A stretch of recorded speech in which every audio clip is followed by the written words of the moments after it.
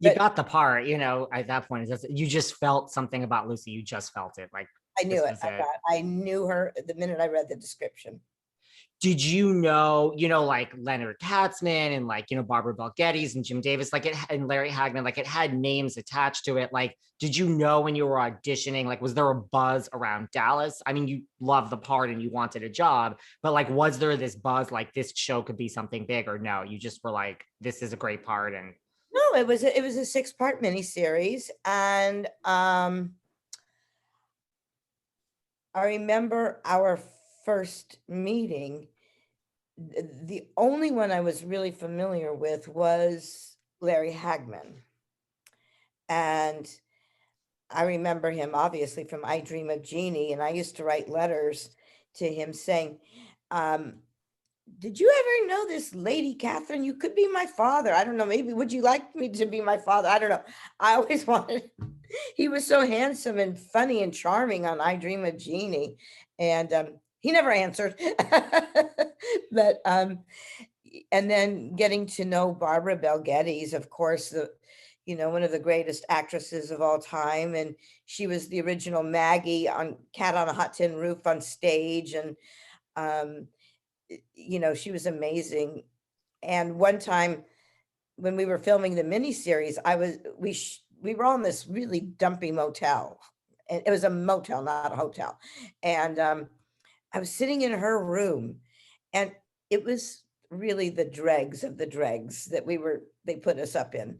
And Dallas wasn't a hit. We hadn't even aired yet. So I'm sitting in Barbara's room. She's sitting on the bed. I'm literally sitting at the floor on the floor, listening to her stories in New York and, being a theater actress. And her phone rang, and I said, let me answer it. So I answered. I go, hello, this is Miss Bel Geddes, sweet. And the voice on the phone said, well, I speak to Barbara. I say, whom may I say is calling? And he said, well, it's Tennessee. And I screamed. I went, ah. She said, what? Who is it? I said, it's God. It's Tennessee Williams. And she's like, oh, talk to him. I go, no, I can't. It was Tennessee Williams calling her on the phone. oh my God, that's crazy. Crazy. Yeah. Wow.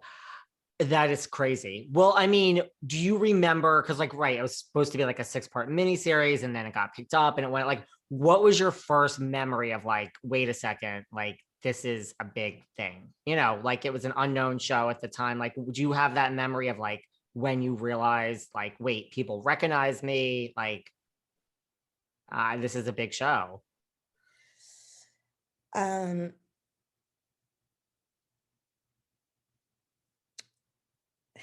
It's hard, right? Like, because it's your life, like that crossover of like, wait a second, like we're onto something here. I do remember, well, the reviews came in for the miniseries, and the reviews were fantastic. And they said, Charlene Tilton has the acting for being such a looker. She has the acting chops.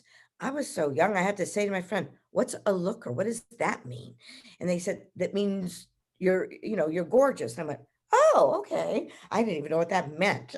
But I remember one of the first times that the miniseries had aired, and now we're in Texas filming the next season. And I was in a restaurant, and these 2 young guys, I could hear them talking. They're like, it's her. No, it's not. Yeah, it is. Go say something. And I could hear all this conversation. And so I'm like, oh gosh, here it comes. They're going to ask me for my autograph. This is my very first autograph. And they said, excuse me, my friend thinks it's you. And I'm saying it's not. Are you? And I go, yeah, I am. Well, is it really you? Can we have your autograph? And I can't go. And they're going, I can't believe it. We're meeting Sally Struthers. And I went, ah. Oh my God. So, I mean, do you get that a lot? I mean, no, that was the only time. And I said, no, I'm not Sally. I'm Charlene Tilton on Dallas. And they went, oh, that's even better. We love you. We knew we recognized you. That is funny. See, so they were pleasantly surprised. Do you have memories like, who were you closest to on set because you were younger than, a lot of the other cast members?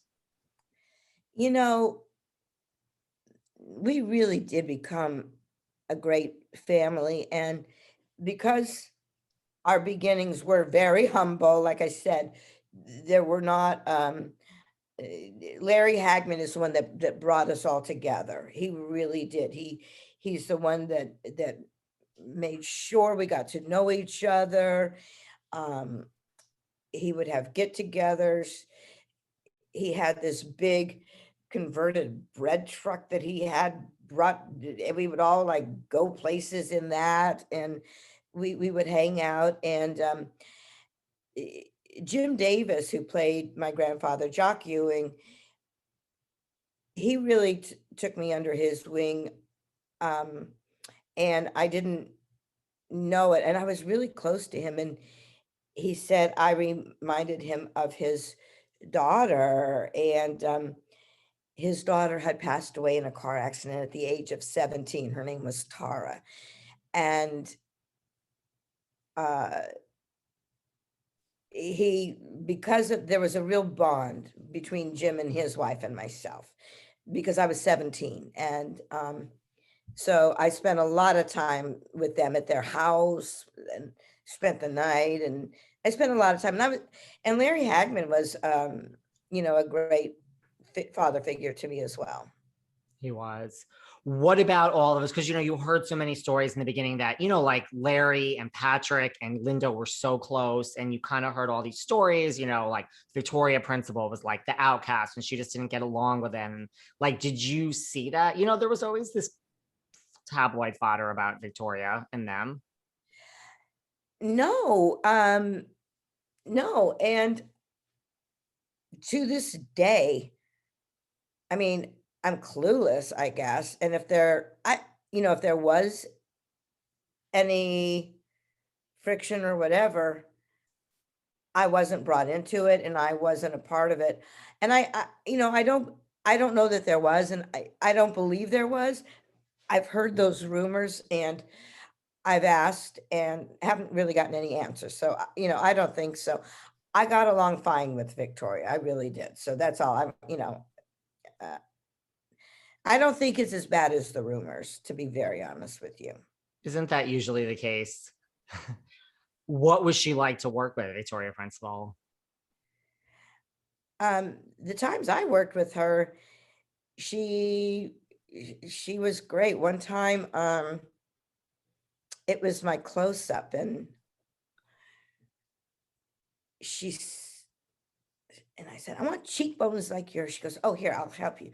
So she goes and she gets the makeup artist brush, and there's no mirror.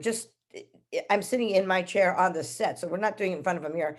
And so she's putting blush on my cheeks, and I get out to go for my close up, and I walk on the set, and Leonard Katzman, our producer, happens to be directing. And I go to the set and take my place and I'm ready. And I see Leonard go like this, just stare at me. And all of a sudden he screams out, Victoria. And she said, yes. She had put deep purple just to be funny on my cheeks. So the makeup artist had to go and read. She thought that was funny. But then, so I got her back. Funny. It was, I thought it was funny, but time is money. And the fact that the makeup artist had to go and redo, it was not a big deal. It was funny. Um, one time though, we were filming at a hospital, and again, there wasn't the makeup trailer or anyway, so Victoria was getting her makeup done sitting on this bench in the hallway of the hospital. So I had gotten all these hospital supplies like tongue depressors, and I got the surgical, the gloves, and I blew them up and like balloons, and I taped in these hospital swabs and cotton things.